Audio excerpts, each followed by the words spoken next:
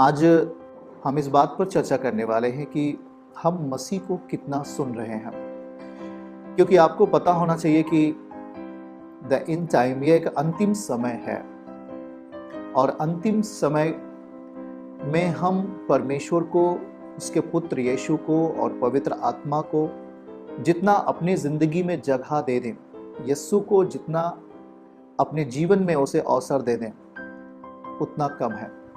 क्योंकि यह अंतिम समय है और परमेश्वर का पुत्र तैयार हो चुका है आने के लिए। याद रखें, और उसी तैयारी को जो उसके सम्मुख हम जाएंगे, तो किस रीति से हम तैयार होकर जाने वाले हैं, किस रीति से हम उसके सम्मुख खड़े होने वाले हैं, किस रीति से वो हमारा वेलकम करेगा, हमारा स्वागत करेगा, कैसे हमको अपने राज्य में वो जगह देगा। क्योंकि ये बात उन्हीं लोगों के लिए है जो बाइबल को पढ़ते हैं, जो वचन को पढ़ते हैं। हम उन्हीं से ये बात कर रहे हैं। क्योंकि देखिए, धरती पर विश्वास से ये जो जीवन शुरू हुआ और अनंत जीवन में प्रवेश करने की जो ये प्रोसेस है, जो ये काम है, उसको जब तक हम जान नहीं लेंगे तब तक हमारे जीवन में वो सब कुछ अधूरा रहेगा।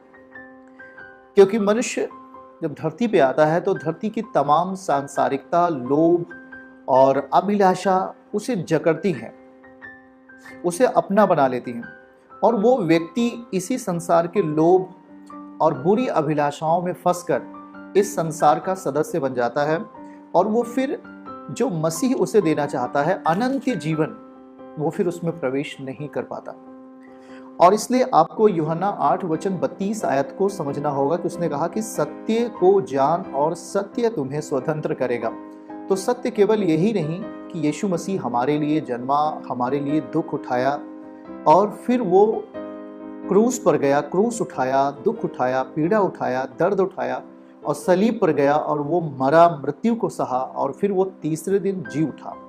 केवल यही हमारे लिए जानना पर्याप्त नहीं है, परंतु हम उसको, इन चीज़ों को हम विस्तार से जब तक नहीं समझ पाएंगे, हम उद्धार से वंचित हो जाते हैं, हम इस संसार में ही रह जाते हैं। इसलिए बहुत सारे बाइबल बताता है, पतरस कहता है कि अंतिम समयों में बहुत सारे लोग दुष्ट आत्माओं की तमाम बातों को सुन करके वो इस संसार में शामिल हो जाएंगे।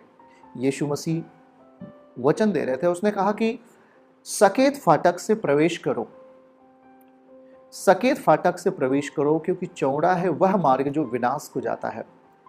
पर सकेत फाटक कौन सा है? सकेत फाटक हमें अनंत जीवन की ओर लेके जाता है, जो बहुत कम लोग पाते हैं। प्रिय भाई बहनों, आज हम परमेश्वर के